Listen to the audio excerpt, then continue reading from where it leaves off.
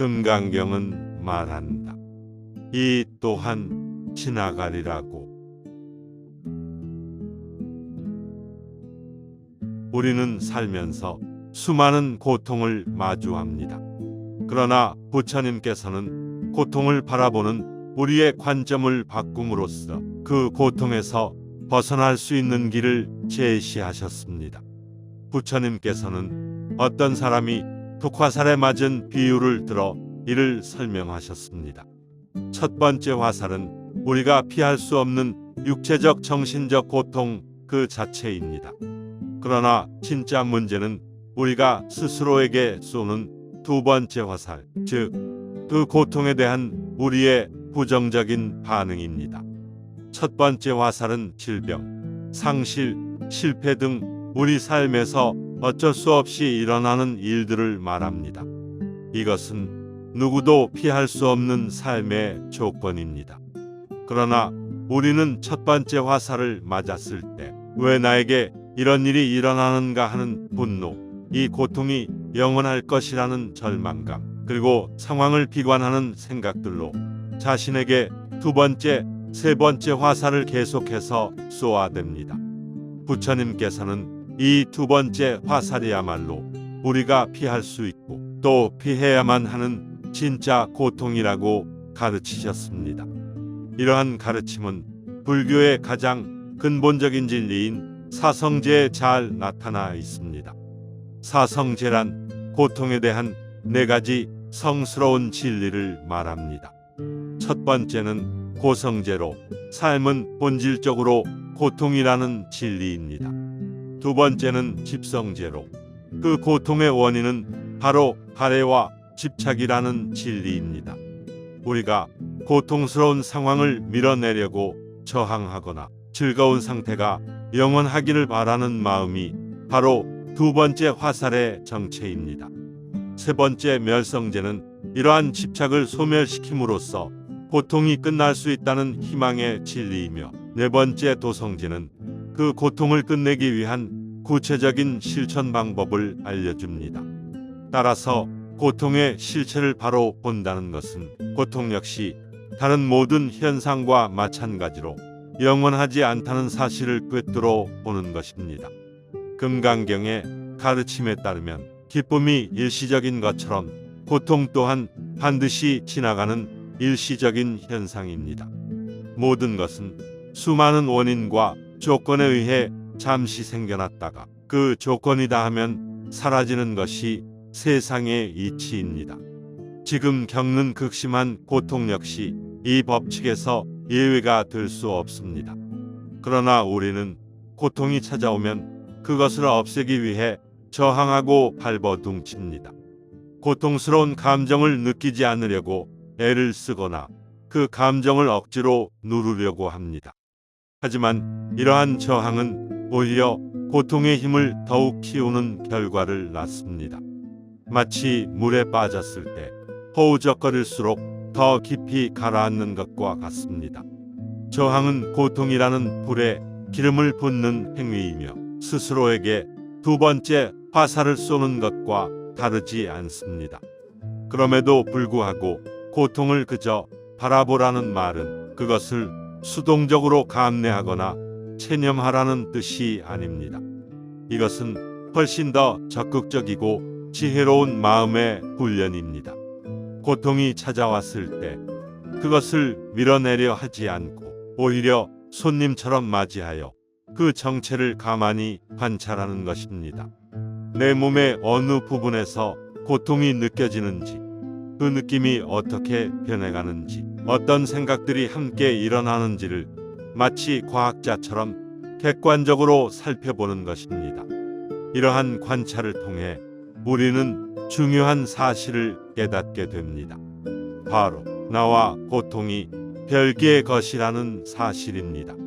우리는 보통 내가 아프다 또는 내가 슬프다라고 생각하지만 관찰을 통해 내 안에서 아픈 감각이 일어나고 있다 또는 슬픈 감정이 일어나고 있다는 것을 알게 됩니다. 이러한 미세한 관점의 변화는 우리에게 고통과 안전한 거리를 만들어줍니다. 고통에 완전히 압도당하는 대신 그것을 알아차리고 지켜보는 주체로서의 힘을 되찾게 되는 것입니다. 고통의 실체를 바로 본다는 것은 삶에서 첫 번째 화살을 피할 수는 없지만 두 번째 화살은 맞지 않을 수 있다는 사실을 아는 것입니다.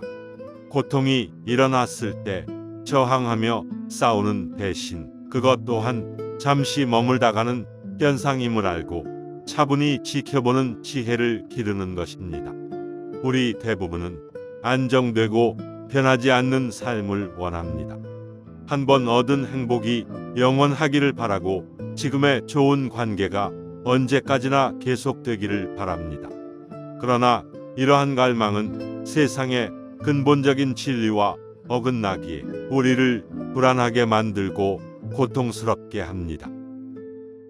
부처님께서는 세상의 모든 것은 끊임없이 변한다는 사실, 즉 무상의 진리를 깨닫는 것이 중요하다고 가르치셨습니다. 무상이란 모든 존재가 영원하지 않고 반드시 변하고 소멸한다는 우주의 근본 법칙을 말합니다. 부처님께서는 이를 고통 그리고 나라는 실체가 없다는 무아와 함께 모든 존재가 가진 세 가지 특징, 즉 삼법인 중 하나로 꼽으셨습니다. 이것은 비관적인 가르침이 아니라 세상이 실제로 어떻게 움직이는지를 설명하는 매우 현실적인 통찰입니다. 마치 강물이 한순간도 멈추지 않고 흘러가는 것처럼 우리의 삶과 우주 전체는 끊임없는 생성과 변화의 과정 속에 있습니다. 따라서 이러한 변화의 관점에서 볼 때 고정불변의 나라는 것은 존재할 수 없습니다. 이것이 바로 무아의 가르침입니다. 우리가 나라고 생각하는 몸과 마음은 사실 어제의 그것과 다릅니다. 우리의 몸은 매일 낡은 세포를 버리고 새로운 세포를 만들며 우리의 생각과 감정은 수시로 일어났다가 사라집니다. 그렇기에 진정한 나는 어떤 고정된 실체가 아니라 바로 이 변화의 과정 그 자체라고 할 수 있습니다. 나는 명사가 아니라 동사인 셈입니다. 그러나 우리는 이러한 흐름을 거부하고 나라는 고정된 관념을 만들려고 애씁니다. 이것이 바로 금강경에서 경계하는 아상, 즉 나라는 관념에 대한 집착입니다. 우리는 나는 이런 사람이야 라는 틀을 만들어 스스로를 가두고 세상이 그 틀에 맞춰주기를 바랍니다. 예를 들어 나는 유능한 사람이라는 자기 이미지를 만들었는데 실패를 겪게 되면 그 변화를 받아들이지 못하고 극심한 고통을 느낍니다. 변화라는 자연스러운 현실과 변하지 않는 나라는 허상 사이의 충돌이 괴로움을 만드는 것입니다. 그럼에도 불구하고 이 무상의 진리 속에는 아주 희망적인 메시지가 담겨 있습니다. 모든 것이 변하기 때문에 현재의 고통과 불행 역시 영원하지 않다는 것입니다. 지금 아무리 힘든 상황에 처해 있더라도 그 상황은 반드시 변하게 되어 있습니다. 또한 과거의 실수나 실패가 나의 전부를 규정하지 않습니다. 나는 계속해서 변하는 존재이므로 언제든 새로운 방향으로 나아갈 수 있는 가능성이 열려 있습니다. 이처럼 변화는 절망의 근거가 아니라 오히려 성장과 새로운 시작의 기회가 됩니다. 변화를 거부하지 않고 그 흐름에 몸을 맡긴다는 것은 삶을 체념하고 수동적으로 끌려가라는 의미가 아닙니다.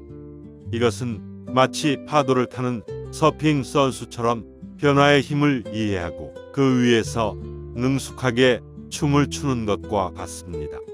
서핑 선수는 파도를 만들거나 멈출 수 없지만 파도의 움직임에 자신의 몸을 조화롭게 맡김으로써 그 힘을 온전히 즐길 수 있습니다. 마찬가지로 우리도 삶의 변화라는 피할 수 없는 힘을 인정하고 그것에 유연하게 대응할 때 삶이 가진 역동적인 힘을 경험할 수 있습니다.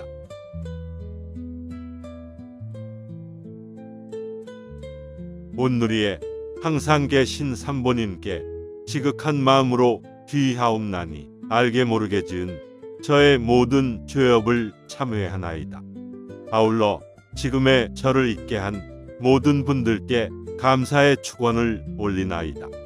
좋은 인연 많이 맺게 해주시고 그 인연들 모두 견성성불하게 해주소서. 또한 인연 있는 모든 영가님들의 정토왕생을 기원하나이다. 뜻한 바 원만 성취하시고 오늘보다 더 나은 내일이 되기를 기원합니다.